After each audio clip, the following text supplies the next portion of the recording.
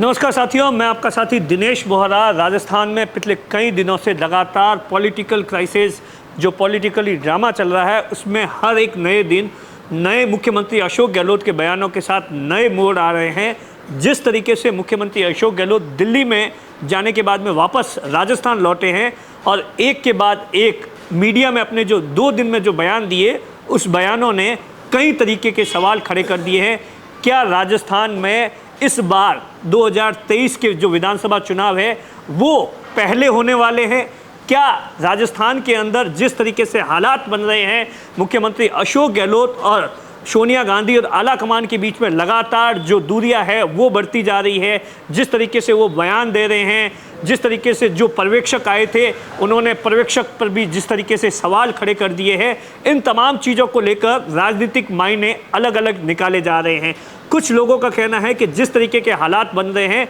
आने वाले दिनों में 18 अक्टूबर के बाद में जब कांग्रेस का नया राष्ट्रीय अध्यक्ष चुन लिया जाएगा, उसके बाद राजस्थान में जो ये सियासी ड्रामा है और ज़्यादा ज़बरदस्त तरीके से बिगड़ जाएगा। और पायलट के साथ में जिस तरीके से लगातार गांधी परिवार इस बात को लेकर अड़ा हुआ है कि सचिन पायलट को मुख्यमंत्री बनाया जाए, राजस्थान में 1 साल भर के लिए कमान दी जाए, उसके पीछे गांधी परिवार का अपना तर्क है कि 6 सर्वे करवाए हैं, उस 6 सर्वे में कहीं पर भी मुख्यमंत्री अशोक गहलोत की सरकार रिपीट नहीं हो रही है। इसी बात को लेकर इस बार आला कमान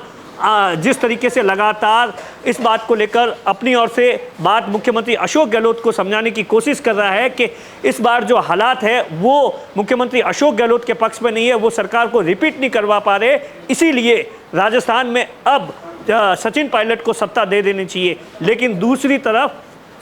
मुख्यमंत्री अशोक गहलोत है, जिन्होंने कल पहली बार 26 मिनट के अपने मीडिया ब्रीफिंग के दौरान सीधे तौर पर कहा कि जिस तरीके से पर्यवेक्षक आए थे उन्होंने उन 102 विधायकों की भावनाओं को नहीं समझा। वो क्या चाहते हैं? 102 विधायक वो है जिन्होंने 2020 में राजस्थान में कांग्रेस की सरकार को बचाया था। ये वही 102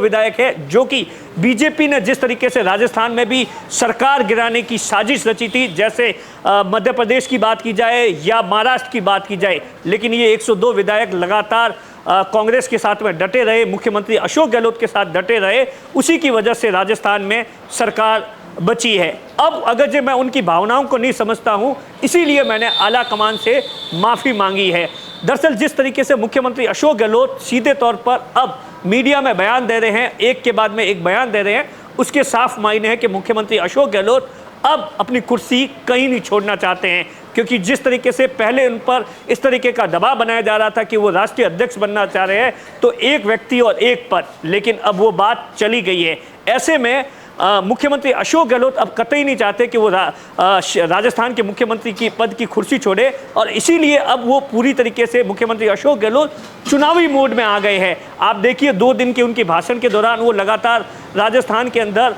जो अभी हाल ही के अंदर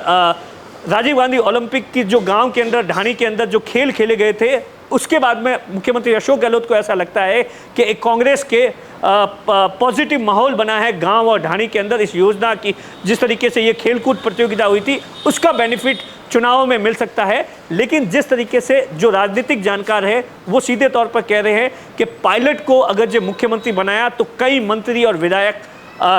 जिस तरीके से विद्रोह कर सकते हैं, अपना इस्तीफा दे सकते हैं। ऐसी स्थिति में हो सकता है कि राजस्थान में इस बार चुनाव